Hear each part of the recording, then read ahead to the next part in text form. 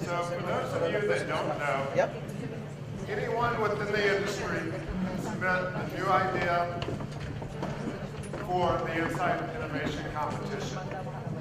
The set of ideas has been voted on by you guys and many, many more. I think in this round of voting we had something around 3,000 different votes. The top six ideas are brought here to present to you guys. Each presentation will be 5 minutes, and they'll have 5 minutes for question and answer with our judges. So I'd like our judges to stand up real quick. That was very quick. So thank you. We have Rafa, Jonathan, Alex, and Rita. So I want to thank them for their time.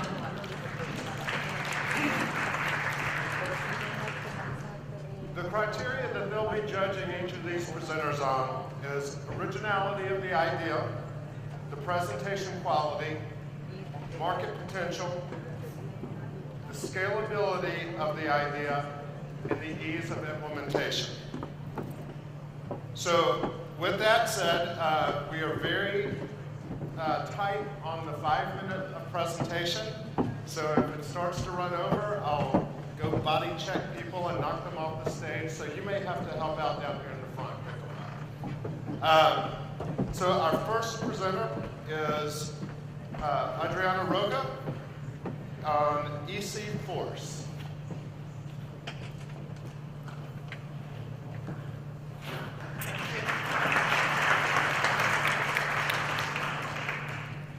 Okay, thank you very much. I'm really happy for being here this afternoon. I have just 5 minutes, so it'll be really fast. I'm going to present EC Force. It's an advanced technology platform for building and managing insight communities and unlocks the power of collaboration between brands and consumers. Here in EC Global, we truly believe that one of the best ways to learn and to understand consumers is really to give them the tools in appropriate environment so they can talk to each other, they can express themselves, they can dialogue, and then we can learn with them. We can generate knowledge in a very continuous and collaborative ways. So let me start presenting a video. So with this short video, we want to introduce the concept of the platform. Please, the audio.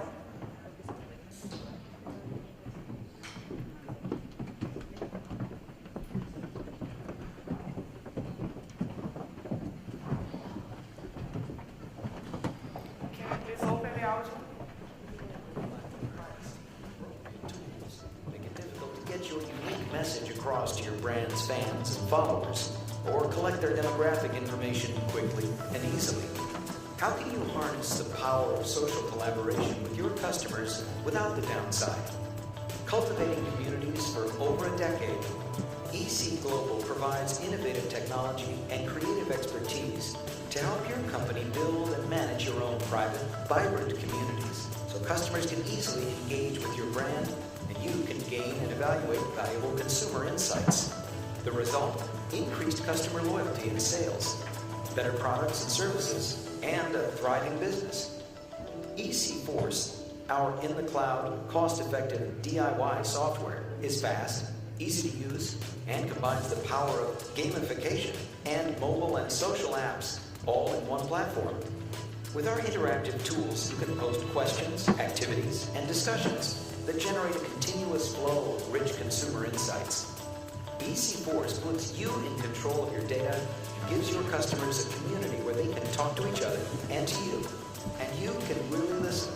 And that's good business. Get started building your community today.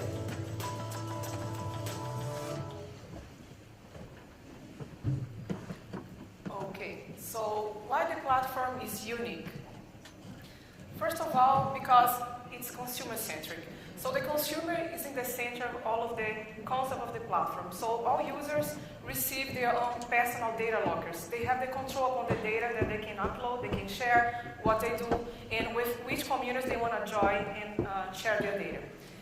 Second, because it's object-oriented. So everything inside this platform is treated as objects that can be connected, that can be collaborate with each other. So we have this concept of web of things. People, brands, relationships, everything in the community can be connected, and we can create this environment to really collaborate and create communities. And one of the challenges for building online communities is that standalone communities is difficult because you have a lot of effort to build a community, to keep them motivated. With IIeX, we can integrate communities, we can create an ecosystem where community owners can collaborate.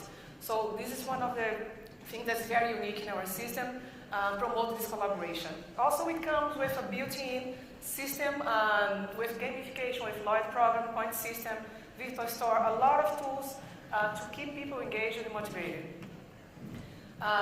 We also integrated to the platform, we have mobile apps, we have a lot of tools to generate insights. So all of the participants can keep connected and participating in the communities on the go and share their experience and knowledge and insights at any time, anywhere. It's scalable and easy to implement. First of all, because it's in the cloud, it's do-it-yourself. So clients don't need to worry about investing in additional hardware, software, IT stuff. It's ready to use with a do-it-yourself interface. It's easy to build vibrant communities. And it's also based on subscription. So it's scalable and it's affordable for companies from any size and industry. Clients can start small and then expand their communities as they need.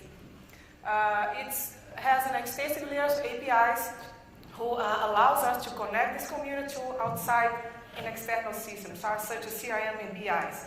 So the community is very scalable and it works as a platform, as a service as well. The marketing potential is huge. We're just in early stage of building inside communities, and here's information from Green Book that it's the fastest adoption in terms of new research methodologies. 25% of research in the future, 25% of people believe that it's huge methodology. Okay. Thank you very much. This is the message for today. And I leave for you this message from Green Book. It's not my sentence. So the path to grow is really to build inside communities and using mobile and social collaboration. So we have 5 minutes for Q&A with the judges. Okay. What is the pricing? The pricing, it starts with a fixed fee, and it starts around 5,000 monthly fee per month, and it goes up to 20,000 monthly fee. It depends on the enterprise and all of the results that we offer. Because addition to the technology platform, we offer all of the creativity, expertise, the insights, the team managing, building, and cultivating the community. So it depends really on the package that the client acquires. So it includes community management? Yes. Okay. Hi. Are you making money out of this right now, or it's Yes, we are making money. We have global brands already using the platform. Actually, tomorrow morning we'll be presenting a case study already using this, and we are in the growing stage. So in the last 5 years, we've been working, evolving this concept in the platform and finding our early adopt clients. And yes, we're already making money and reinvesting, of course, to grow the platform. And you had money from investors or No, or it's organic growth. Adriana, si volvieras a empezar a hacer esto, ¿qué no repetirías? Perdón, ¿podría repetir? Si volvieras a empezar a hacer esto, ¿qué sería lo que no repetirías? Ao longo desses 5 anos, nós outros fomos descartando várias ideias e creio que todo que aprendemos, contact in Spanish, that's fine? Ok. Tudo que aprendemos durante todo esse tempo, eu não descartaria, creio que tudo foi positivo, todo foi um processo contínuo de aprendizagem, essa legal.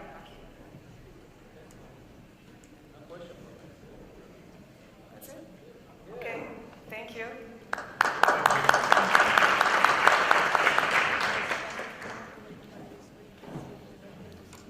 Okay, next up, we have Eduardo de Leon, Socialdecode.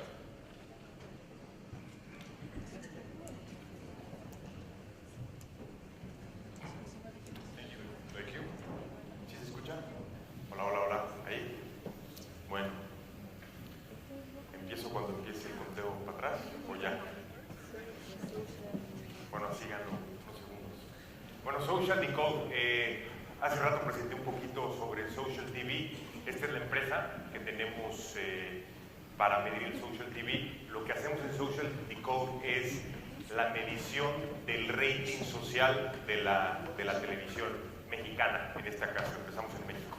¿Y esto qué quiere decir? Bueno, medimos todos los comentarios sociales que se dan, valga la redundancia, en redes sociales para rankear a los programas de televisión, tanto de tele abierta como de tele cerrada. Esto parte del fenómeno del second screen y del social TV que platiqué hace ratito, y esto no es más. El second screen es cualquier dispositivo conectado a internet que nos ayude a interactuar con la televisión mientras estamos viendo la televisión, iPad, iPhones o computadoras.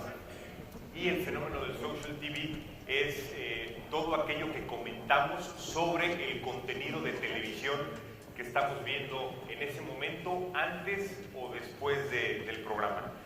Esto es muy nuevo en el mundo. Hay aproximadamente hoy, as we speak, unas 6 o 7 empresas en el mundo midiendo social TV ratings, con la gran ventaja de que el rating social está correlacionando con el rating tradicional. Esto no lo digo yo, lo dijo el New York Times a mediados del año pasado, basado en un estudio que hizo Nielsen de Estados Unidos, y dos, por el incremento de penetración que está habiendo en Internet en América Latina y sobre todo usuarios en Twitter. Cada vez tenemos mucho más información de lo que se está diciendo en redes sociales, concretamente en televisión. En Socialdecode lo que hacemos es medir el engagement de la televisión. Es un muy buen complemento, definitivamente no es un sustituto del rating tradicional, pero sí es un muy buen complemento que nos ayuda a entender lo que está pensando la gente cuando ve televisión, ¿no? No solamente el número de cuántas televisiones estuvieron prendidas en ese momento. Lo que más se está utilizando hoy es Twitter para la medición del Social TV Rating por su inmediatez y también porque es público. La mayoría de los que estamos en Twitter lo tenemos de forma pública, y en países concretamente como México es el 5º país tuitero del mundo, tenemos una base ya de 12 o 13 millones de tuiteros, lo cual nos da una representatividad bastante grande sobre el universo de la gente que tiene dispositivos móviles. El sistema de Socialdecode lo que hace es no solamente identificar palabras clave, es un sistema bastante complejo que pondera la medición y contextualiza la medición dentro de un entorno de televisión. Estas son las métricas que salen automáticamente en el sistema en tiempo real. Son métricas de rating que nos dice más o menos cómo estuvo posicionado cada uno de los programas del día en cuanto a número de acciones sociales, cuántos tweets tuvo su hora pico. Este es un ejemplo real del 18 de marzo del programa Cosmos, que es un programa que se emitió en Nat Geo, y fue ese día el número 1 de rating social. Estamos publicando el top 5 de ratings sociales en la página de socialdecode.com un día después de cada día de programación. Automáticamente clasificamos género y sentimiento, aparte de las otras mediciones de rating. Cada uno de los programas, medimos 1.200 programas al día y más de 50 canales, se ve de esta forma en su gráfica minuto a minuto, y tenemos un leaderboard que también nos clasifica cada uno de los programas de los cuales hubo menciones en el día, de acuerdo, como les mencionaba hace un momento, a las principales mediciones de rating social con los cuales se están tomando hoy decisiones. El sistema de ponderación lo que hace es identificar que efectivamente la mención tiene que ver con algún programa de tele. Les daba hace un momento el ejemplo de Tercer Grado, que es un programa político, pero si alguien menciona que su vecina tuvo una quemadura de tercer grado en Twitter, ¿cómo hacer para que este comentario se vaya al programa? Bueno, ponderamos que se haya mencionado por lo menos el canal de televisión y el nombre de alguno de los comentaristas, y si cumple con esta ponderación, se adjudica al programa de tele. Affinity, esto es lo que estamos haciendo para las marcas. Estamos identificando qué programas de televisión ven los usuarios de una marca en concreto. Esto tiene un potencial impresionante. En resumen, monitoreamos 24/7 todos los canales, más de 50 canales, 50 y 1.200 series al día. Ya somos más de 40 profesionales, programadores y analistas en Socialdecode, y medimos aproximadamente 3 millones de conversaciones diarias. Y bueno, gracias.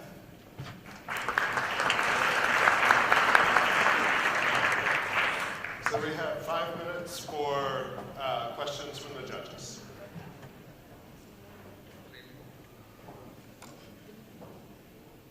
Hola. Hola. Dijiste que habían tenías competencia en el mundo, 6 competidores. ¿Cuál es la ventaja que ustedes tienen frente a ellos? ¿Por qué con ustedes y no con otros? Bueno, primero porque somos los únicos en México. Los otros están en Inglaterra, en Estados Unidos y en España principalmente. Segundo porque nos hemos enfocado a... Hi, I'm Mike Courtney. And I'm Carl. Sorry. Se cruzó alguien. Okay. Y segundo porque el sistema de ponderación y análisis está hecho para el castellano, ¿no? Lo cual nos da una ventaja competitiva sobre el resto de herramientas que pudieran entrar hoy a México. Es muy diferente seguir menciones en español que menciones en inglés. De hecho, es mucho más complicado medir menciones en español. Y todo el sistema lo creamos basado en una tecnología para el idioma español. 2 preguntas, Eduardo. Una es, ¿piensan extenderlo después a otras redes sociales? Sí, de hecho, ahorita medimos prácticamente todas las redes sociales, pero la que más nos da información es Twitter, ¿no? Algo de Facebook, pero como les mencionaba, el problema de Facebook es que es privado. Nosotros tenemos acceso al API de Twitter y podemos bajar pues, prácticamente todo lo que queramos. El reto es cómo segmentar y dividir la información. El resto de redes sociales, en cuanto a Social TV Ratings, no está dando tanta información, pero sí nos está ayudando para complementar cierto tipo de análisis, sobre todo Facebook. Ok, mi segunda pregunta es, ¿cuál es el principal reto de aquí a 12 meses, de aquí a un año? Pues yo creo que ahorita es consolidar la herramienta. Se está moviendo muy rápido todo lo que tiene que ver con Social TV Ratings. Es muy nuevo. De hecho, lleva año y medio en el mundo como medición real. Nosotros llevamos 7 meses en desarrollo. Lanzamos la herramienta hace 2 meses. Y bueno, tenemos varios retos, sobre todo con todo lo nuevo que está surgiendo en cuanto a nuevas tecnologías. Has the mention of the brand on Twitter been established as a proxy for engagement? Sí, sobre todo en cuanto a product placement se refiere. O sea, vemos que estamos teniendo no todavía un buen número de menciones de marcas en cuanto a tele se refiere, pero sí en cuanto a product placement se refiere. Estamos teniendo dentro de la trama algunas menciones sobre ciertos productos que se anuncian dentro del programa, ¿no? Pero todavía no podemos decir que hay el mismo número de menciones de marcas como en programas de tele. Hola. Hola. Hoy día, ¿qué tipo de necesidades tienen para seguir avanzando? ¿Cuál es la necesidad inmediata que tendrían para dar el siguiente paso? Yo creo que ahorita estamos en la fase de prospectación. En la medida en la que tengamos más clientes, sobre todo canales de tele y centrales de media, vamos a poder ir generando mucho mayor credibilidad para que se adopte la medida como un estándar dentro de la industria de compra de medios. Estamos ahorita teniendo más clientes como marcas que de tele, sobre todo por nuestro producto de Affinity, lo cual está ayudando mucho a comprar publicidad y a generar pauta, pero yo creo que nuestro reto ahorita es lograr que las televisoras se convenzan y empiecen a adoptar esta medida como complemento del rating tradicional.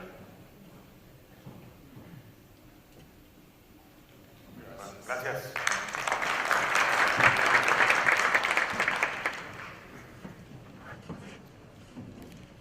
In third place, in number of votes, was Surfmetrics, and we just found out that they are unable to attend. So our next presenter will be Rolling Lab, Mike Courtney, and it will be via video, so there won't be any Q&A with the video.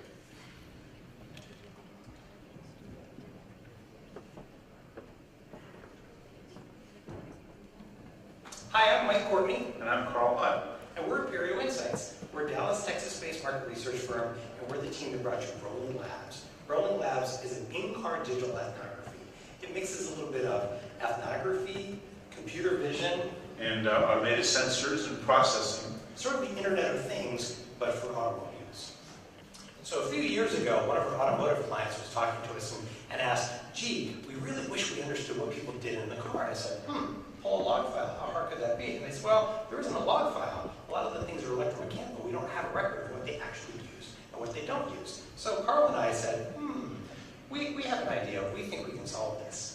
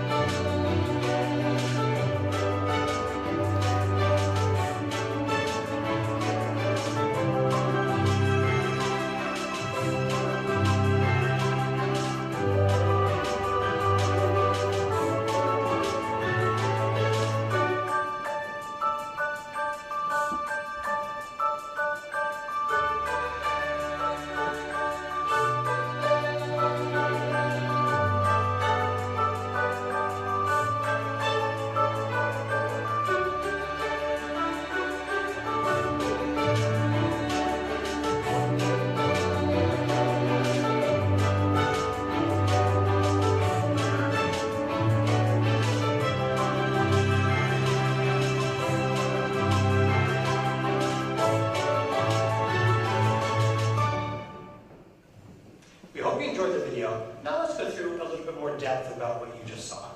Carl and I, a researcher and engineer, both love technology. We're really sort of gadget guys. So we like to play around with all the latest stuff, and it's fun and it's interesting. But we also think, how can we use this for research? So when the client talked to us about their need to understand what was going on in the car without having someone sit in the car with each respondent, we started to think, how can we use the different sensors, the different gear that we've seen to come up with a better solution? Yep. So we looked around and we found that by taking 3 sources, we could make a lot of headway. First, obviously, is the CAN bus. We pull sensor data from what is the car doing, what's the context of the user. How fast is it going? Where is the car? GPS lat long? When is it turned on? When is it turned off? Yep. Next thing we would have is video, and this allows us to capture images from whatever the subject is for your study that's relevant, whether it's in the car or out of the car. It's actually a mini DVR camera, but really, really cost-effective and efficient. And the last piece is an application that you load on the phone. When you put these together, what you have is a very inexpensive kit that lets you scale the process very well. Multiple streams of data from different devices and sensors that all come together to paint a really interesting and detailed picture of what happens not only in that environment, but before and after the environment. Did somebody do something before they get in the vehicle that influenced their decision to use or not use something that was provided in the car? And then, of course, once you capture these reams of data, you have to have intelligence to process it. So we pulled in another bit of technology from software and computer vision spaces and big data spaces. And this lets us pull the data from these streams, correlate it in time, and then help let the researcher focus on what are the insights to what the consumer is doing in the car. What do you want to know as a client? So that they don't have to focus so much on the nitty-gritty of getting in the car and scheduling rides and capturing with a clipboard. We decided to use software in part to be more efficient. We didn't have enough popcorn on hand to be able to watch all the video that we were capturing, so we figured out a way with software to distill out and clip out only the sections where there was something interesting happening. So the software watches it first, then we watch it second to understand what's going on, only among those clips where there's something interesting happening, and better understand what's going on using observation. So that was 5 minutes.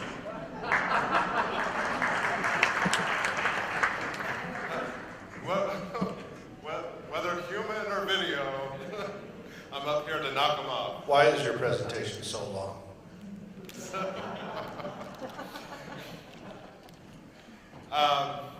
So next up, we have Sustainable Research, Fiona Blades.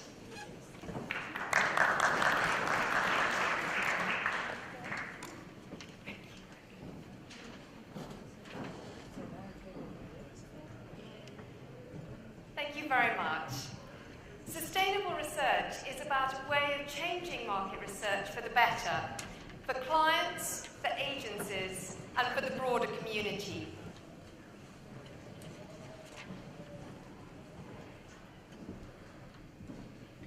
Sorry, can we move it forward? No.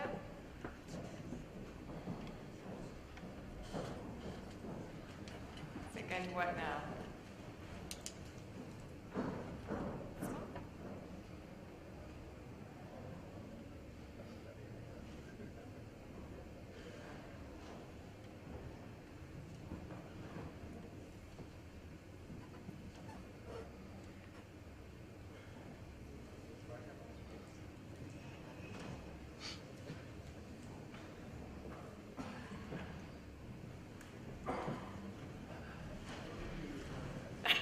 Thank you very much.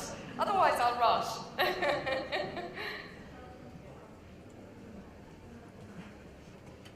Oh.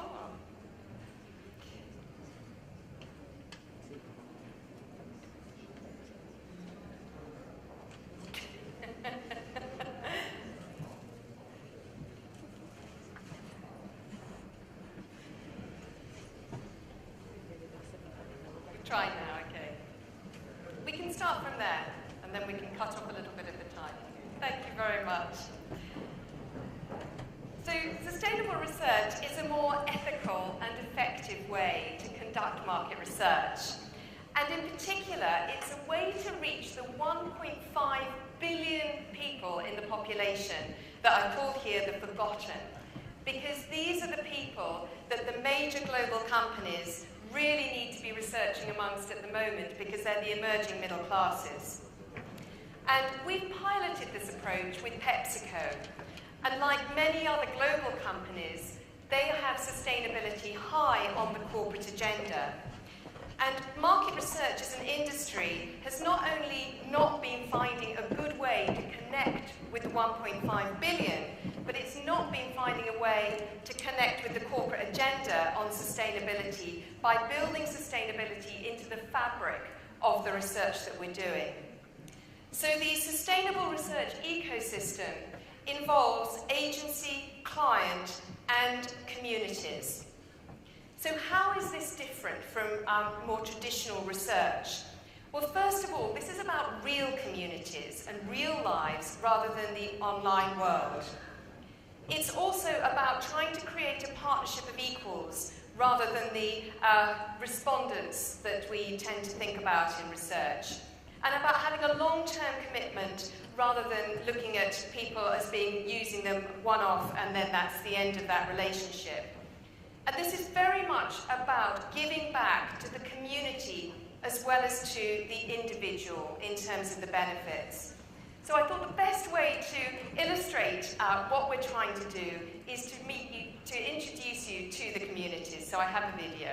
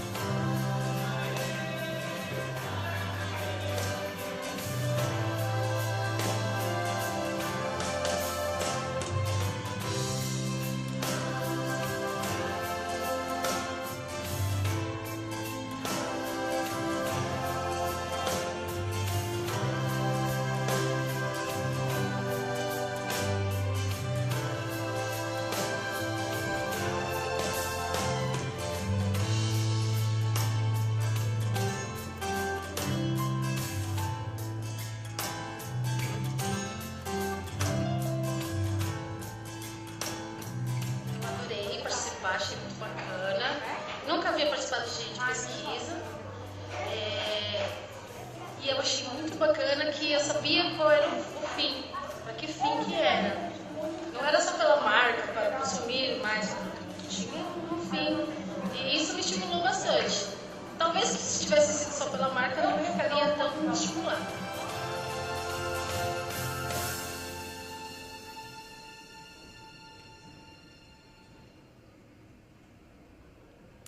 So this is a sustainable research framework into which you can put many different kinds of research. And we've used some quite innovative techniques within this, including real-time experience tracking, which is done via mobile phone. And the impact that this is having is, this is just one insight that we presented to PepsiCo.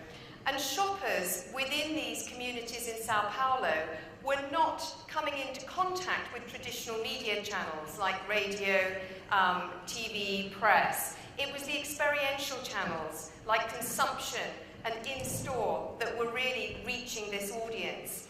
So these kind of insights are then able to drive the marketing strategy. And in particular, we bring the stakeholders from PepsiCo face to face with community members. And this means that not only do you have a variety of different data sources, qualitative and quantitative, that you're bringing to the client, but they're having to meet the person face to face as well. And this really helps to embed the findings into the brand managers and marketers. So finally, in terms of the impact, it provides opportunities for communities, a deeper understanding for clients, and a more respectful way of conducting research. Thank you.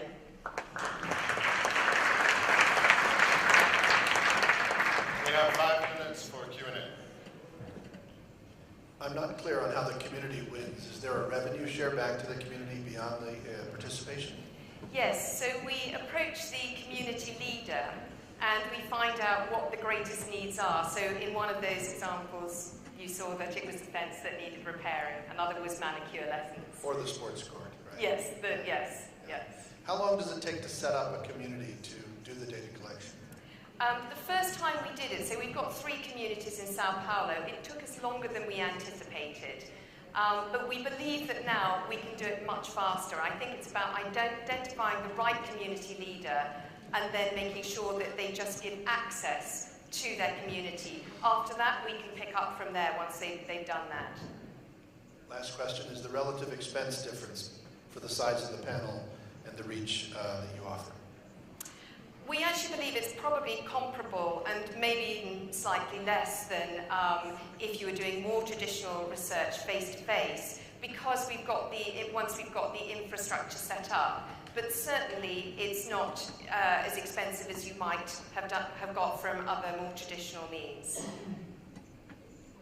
Fiona, who has been your best champion, your best ally in this, and who has been the worst enemy of this idea?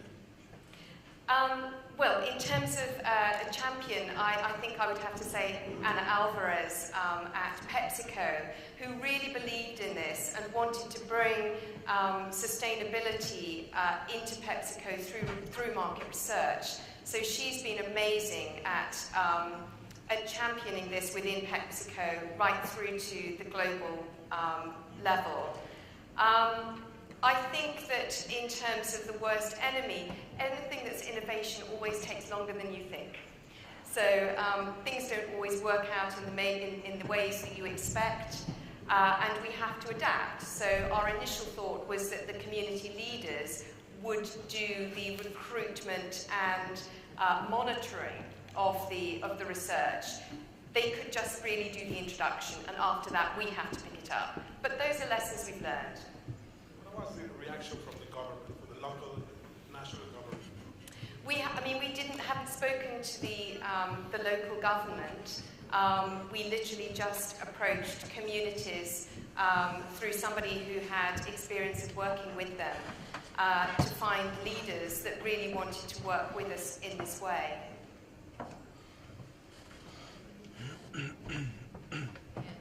Your clients could be even governments, could be, but only huge clients. Small business can afford. Really, we think it could be anybody who could work within this framework. What we have done is we've made Mesh the main face with the communities so that it doesn't bias the results, because we thought that if PepsiCo was very present, that might then influence how people answered questions. So we're the main interface, but really it's just a housing to do any type of research that you might want to do. Anonymous for the client. Yes.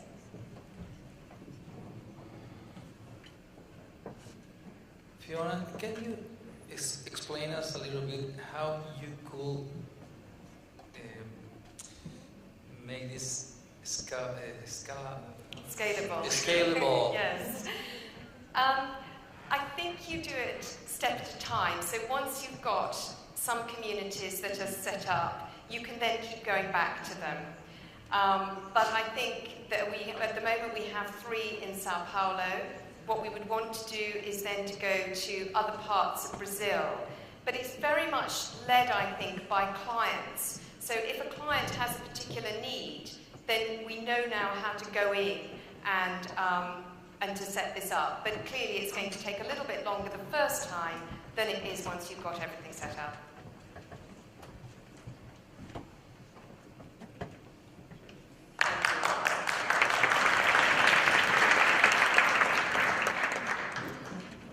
And last up, we have Physical Labs by Rolf Swinton.